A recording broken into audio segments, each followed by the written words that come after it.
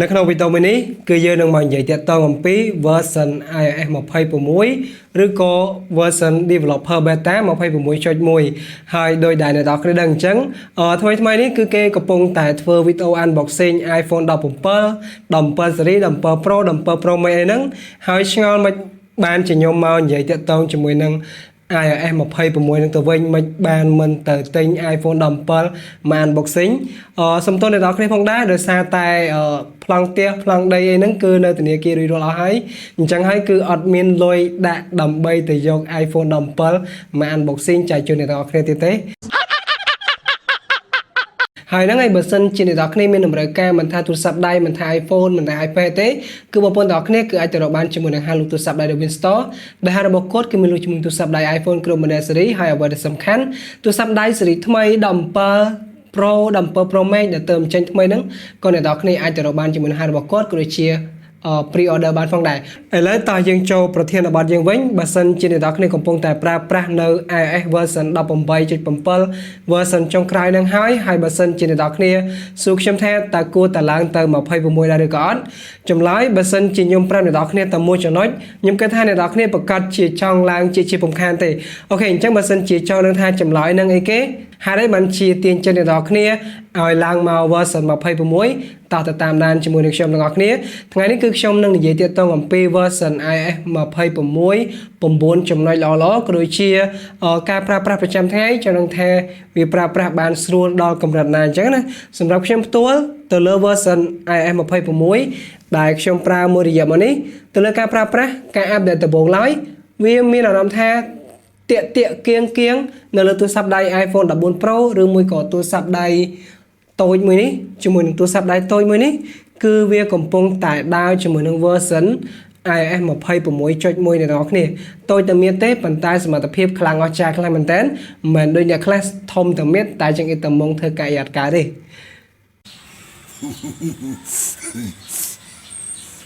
ពេលនេះទៅលើការប្រើប្រាស់ប្រចាំថ្ងៃរបស់ខ្ញុំផ្ទាល់តែម្ដងនៅលើទូរស័ព្ទដៃគ្រប់ទាំងពីរស៊េរីនេះគឺវាប្រើប្រាស់ដំណើរការបានល្អហើយកាន់តែប្រើគឺមានអារម្មណ៍ថាកាន់តែជួយចិត្តជាពិសេសគឺទៅលើ widget ក៏ដូចជាការ customize កម្មវិធីដែលយើងអាចលេងពណ៌បានតាមតែចិត្តរបស់យើងដែលយើងស្រឡាញ់អញ្ចឹងណាគឺពិតជាល្អប្រសើរខ្លាំងមែនតើហើយចំណុចទី1ដែលខ្ញុំចង់ប្រាប់អ្នកនរគ្នាថា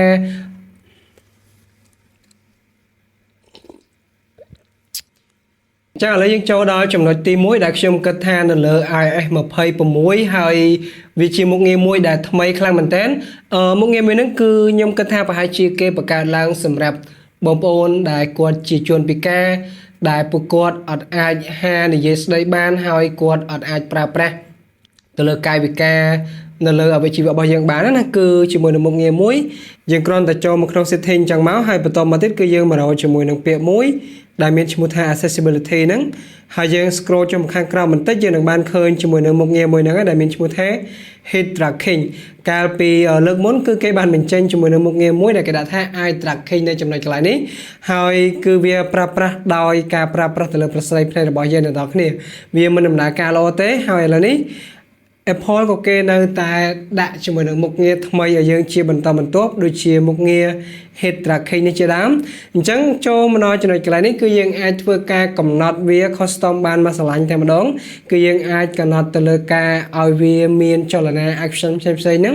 គឺតាមតែអ្វីដែលអ្នកនរគ្នាចង់បានឥឡូវនេះគឺវាមានច្រើនមែនតើហើយខ្ញុំសូមធ្វើការ select ទៅលើកន្លែងopen មកបើន័យថាបើកមាត់ហើយខាងក្រោមនេះគឺសោចហើយមានផ្សេងជាដើមមានទាំងញាក់តបភ្នែកអ្នកនរគ្នាអញ្ចឹងគឺកំ pl ខ្លាំងមែនតើហើយឥឡូវនេះខ្ញុំសូមធ្វើការឧទាហរណ៍ទៅលើការបើកកាមេរ៉ាពីដំបូងគឺនៅកន្លែងនេះអញ្ចឹងយើងបើសិនជាចង់ឲ្យវាមានសកម្មភាពទៅលើអ្វីមួយយើងគ្រាន់តែចូលមកយើងជ្រើសរើសឥឡូវខ្ញុំសូម select ទៅលើកាមេរ៉ាហើយយើងបើកមុខងារមួយនេះមកអ្នកនរគ្នាយើងចុចបើកវាប៉ក់ឥឡូវខ្ញុំនឹងធ្វើការហាមាត់បន្ទាប់ពីខ្ញុំហាមកទៅគឺវានឹងចេញកាមេរ៉ាតែម្ដងគឺពិតជាមួយយ៉ាងដែរហើយសម្រាប់ខ្ញុំវិញខ្ញុំគិតថាវាគឺជាកម្មវិធីមួយដែលអត់ប្រយោជន៍មែនទែនសម្រាប់ខ្ញុំដោយសារតែវាដំណើរការអត់បានល្អទេអ្នកនរគ្នាវាដំណើរការអត់បានល្អទេហើយទោះបីជាយ៉ាងណាក៏ដោយអានេះខ្ញុំគិតថាវាគឺជាកម្មវិធីមួយក៏ដូចជាមុខងារមួយ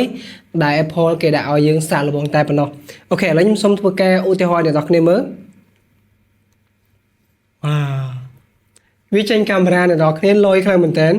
ហើយយើងហាមាត់វិញវាបិទវិញ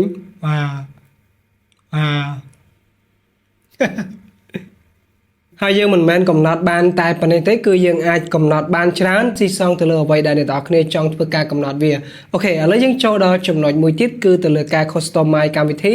ក៏ដូចជាការ customize ទៅលើ color ផ្សេងៗជាដើមអញ្ចឹងនៅលើ version iOS 26ចំណុចកន្លែងនេះខ្ញុំគិតថាអ្នកនរគ្នាប្រកាសជាបានដឹងហើយក៏ប៉ុន្តែមានកន្លែងខ្លះទៀតគឺគេទើបតែកែតម្រូវអ្នកនរគ្នាហើយទៅលើការ custom បានគឺងាយស្រួលទេបើសិនជាយើងចង់ផ្លាស់ប្ដូរ color វិញចិត្តនៅលើកម្មវិធីទាំងអស់ហ្នឹងណាយើងគ្រាន់តែចុចកន្លែង edit នេះមកហើយយើងចុច customize វាអានេះគឺវាមានច្រើនមែនតើអ្នកនរគ្នាកាលមុនវាមានត្រឹមតែ3ទេឥឡូវវាឡើងដល់ទៅ4យើងចង់ដាក់ធម្មតាបែបនេះឬក៏ចង់ដាក់ពណ៌ខ្មៅឬមួយក៏ដាក់វាលក្ខណៈ clear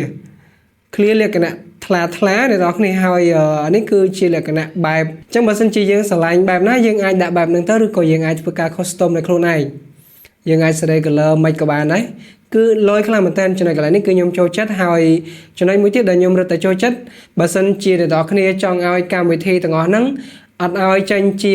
ភាសាដោយសារនៅខាងក្រៅនេះគឺមានពាក្យថា home find my eye ឬក៏យើងអត់ចង់ឃើញទាំងអស់ហ្នឹងយើងគ្រាន់តែចុចត្រង់ចំណុចកន្លែងនេះមកទៅលើកម្មវិធីទាំងអស់ហ្នឹងគឺស្អាតភ្លឹងតែម្ដងខ្ញុំសូមដាក់ឲ្យច្បាស់បន្តិចនេះវាអត់មានជាអក្សរនៅខាងក្រោមទេគឺមានត្រឹមតែ logo icon កម្មវិធីតែម្ដងទៅលើអក្សរទាំងអស់ហ្នឹងគឺបាត់ឆឹងទាំងអស់តែម្ដងអត់មានទេវាមើលទៅកម្មវិធីធំ clean ស្អាតមែនតើហើយយើងក៏នៅតែធ្វើការ customize ផ្សេងបានជាច្រើនទៀតដូចជាការសេរីម៉ោងជាដើមយើងជួយ customize នៅខាងក្រោមអញ្ចឹងពេលដែលយើងចូលមកគឺវាលោតអនុញ្ញាតឲ្យយើងទាញប្រិចព្រមតូចធំអីអញ្ចឹងគឺបានមកឆ្លាញ់តែម្ដងហើយអ្វីដែលសំខាន់គឺយើងអាចសេរីម៉ោងហ្នឹងទៅជាលេខរៀងខ្មែររបស់យើងទៀតអ្នកនរគ្នាយើងដាក់ជាភាសាខ្មែរបានអូខេពេលដែលយើង select ជាលេខខ្មែរអញ្ចឹងទៅគឺវាចេញជាម៉ោងខ្មែរអ្នកនរគ្នាគឺលយមែនតើហើយត្រង់កន្លែងនេះគឺយើងអាច select បានមកឆ្លាញ់តូចធំហើយពណ៌ក៏យើងអាចធ្វើការជ្រើសរើសបានឲ្យខ្លួនឯងដែរចំណែកត្រង់កន្លែង phone call កន្លែងប្រើប្រាស់ជាប្រចាំថ្ងៃរបស់យើងវិញក៏វាមានការផ្លាស់ប្ដូរថ្មីដែរអញ្ចឹងជាធម្មតាពេលដែលយើងអត់ទាន់ update ឬក៏យើងអត់ទាន់បានធ្វើការ select គឺវាមិនមែនចេញតម្រង5បែបនេះទេអ្នកនរគ្នាអញ្ចឹងបើសិនជាយើងចង់ផ្លាស់ប្ដូរវាទៅជាតម្រងតាប់3ក៏យើងអាចធ្វើការផ្លាស់ប្ដូរបានដែរនៅលើ version iOS 26នេះយើងគ្រាន់តែចុចកន្លែង track 3នេះមកវាមានកន្លែង classic ហើយនិង unify អញ្ចឹងបើសិនជាយើងស្រឡាញ់បែបមានប៊ូតុងតែ3អញ្ចឹងគឺយើងអាចធ្វើការ select បានបើសិនជាយើងស្រឡាញ់ជាលក្ខណៈដែលមានប៊ូតុង5ចេះក៏យើងអាចធ្វើការកំណត់បានដូចគ្នាប៉ុន្តែខ្ញុំចូលចិត្តបែបនេះជាងដោយសារតែមើលទៅវាលក្ខណៈ clean ហើយស្អាតចំពោះចំណុចទី4វិញគឺខ្ញុំគិតថាល្អប្រសើរខ្លាំងមែនទែនសម្រាប់បងប្អូនយើងដែលគាត់ជាអ្នកប្រើប្រាស់ message ហើយបើសិនជាមានខ្លាចលេខចម្លែកឆាតរបស់យើងអត់ដឹងអីចឹងណាគឺ iOS 26គឺគេបានអនុញ្ញាតជាមួយនឹងមុខងារមួយយើងគ្រាន់តែចូលកន្លែង track 3នេះមកយើងចុចកន្លែងនេះគឺវានឹង load ចូលមកដល់កន្លែងនេះតែម្ដងអញ្ចឹងកន្លែងនេះគឺវាមាន filter spam ឬមួយក៏ screen unknown player ពេលដែលយើងបើកមុខងារមួយហ្នឹងហើយបើសិនជាមាននរណាម្នាក់គេលក្ខណៈថាalert ជាឆាតជា SMS បែប scammer បែបបោកប្រាស់អីអញ្ចឹងគឺវានឹង load ចូលទៅ spam តែម្ដងហើយលក្ខណៈថាអ្នកខ្លះផ្ញើជា link ជាអីមកគឺយើងមានសិទ្ធិនៅក្នុងការការពារខ្លួនដោយមិនចាំបាច់ចូលទៅមើលហើយយើងអាចធ្វើការ select លុប message នឹងចោលភ្លាមក៏បានដែរមិនចាំបាច់ភ័យព្រួយទេដោយសារតែវាបង្កើតមុខងារមួយនេះឡើងខ្ញុំគិតថាល្អប្រសើរខ្លាំងមែនតើចំណុចទី5ត្រង់កន្លែងកាមេរ៉ាគឺវាមានការកែប្រែច្រើនខ្លាំងមែនតើពេលដែលយើងចូលមកដំបូងឡើយសម្បីតែខ្ញុំផ្ទាល់ក៏ខ្ញុំអត់ចេះប្រើដែរអ្នកនរគ្នាខ្ញុំគិតថាចុះមិនបាត់មុខងារ portrait ទៅណាអស់ហើយដោយសារតែកាមេរ៉ាយើងជាទូទៅពេលដែលយើងប្រើយើងចង់ថតរូបបែប portrait បែបអីគឺវាមានណាអ្នកនរគ្នាអញ្ចឹងបើសិនជាយើងចង់ប្រើ portrait យើងគ្រាន់តែអុសមកខាងនេះមកគឺវា load មកជាមួយនឹងមុខងារ portrait មុខងារ pano គឺវានៅលក្ខណៈមកជួបែបនេះអ្នកនរគ្នាទៅលើ video cinema និយាយទៅ timeline អីគឺពេលដែលយើងចង់ថតគឺយើងគ្រាន់តែយកដៃអូសអញ្ចឹងទៅអ្នកនរគ្នាគឺវាត្រឡប់មកវិញហើយដំបូងឡើយពេលដែល update ភ្លាមខ្ញុំគិតថាចំបាត់តាណាអស់ហើយប្រើយ៉ាងម៉េចចេះហើយត្រង់ចំណុចមួយទៀតគឺទៅលើការសេរី ISO shutter speed អីគឺវានៅត្រង់ចំណុចកន្លែងនេះអ្នកនរគ្នាកន្លែងនេះបើក flash aperture គឺយើងអាចសេរីបានកាលពីមុនគឺវាលក្ខណៈថាយើងគ្រាន់តែអូសចេះទៅគឺវាឡើងមកឲ្យប៉ុន្តែឥឡូវគឺវា load ចូលមកកន្លែងនេះវិញ ចំណុចទី6គឺទៅលើការថត screen នៅលើអេក្រង់អញ្ចឹងពេលដែលយើងអត់ទាន់ធ្វើការ update មក iOS 26ពេលដែលយើងចាប់ផ្ដើមថតគឺវាចេញលក្ខណៈបែបនេះអ្នកនរគ្នាក៏ប៉ុន្តែនៅពេលដែលយើងធ្វើការ update ហើយគឺវាមានមកជាមួយនឹងមុខងារមួយទៀតដែលគេហៅថា screen capture អញ្ចឹងយើងអាចចូលមក setting បានពេលដែលយើងចូលមក setting នៅលើ iOS 26ណាពេលដែលយើងចាប់ផ្ដើម update រួចរាល់ហើយមុខងារមួយនេះគឺវានឹងបើកឲ្យយើង auto តែម្ដងហើយនៅពេលដែលយើងថតគឺវាចេញលក្ខណៈទម្រង់បែបនេះអញ្ចឹងបើសិនជាយើងលក្ខណៈថាអត់សូវជាចូលចិត្តលក្ខណៈទម្រង់បែបហ្នឹងគឺយើងអាចចូលទៅបិទវាបានដូចគ្នាអញ្ចឹងទៅលើការបិទវាគឺងាយស្រួលទេយើងគ្រាន់តែចូលមក setting